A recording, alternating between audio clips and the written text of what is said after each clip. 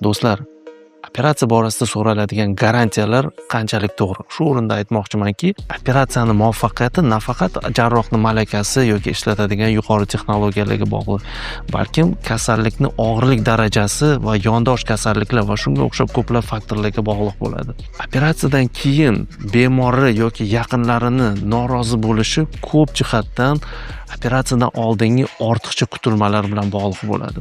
Ya'ni bu jarrohi aybi hisoblanadi. Operatsiyadan oldin bemorga kasalligi va mumkin bo'lgan asoratlar haqida batafsil tushuntirib berish kerak. Bu juda ham muhim.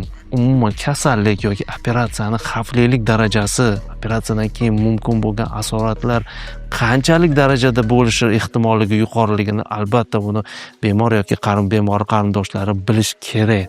Shart. Ko'p jihatdan internetda ko'rasizlar yoki bo'lmasa o'rtakash menejerlar bo'lishi mumkin. Chet elda qaysidir doktor 100% garantiya beradi deb bu safsata.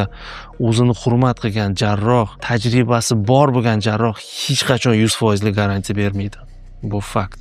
Mening yaxshi do'stim, plastik jarroh Feruz Narmuradov aytganidek, самые недовольные пациенты – это те пациенты, у которых завышенные ожидания.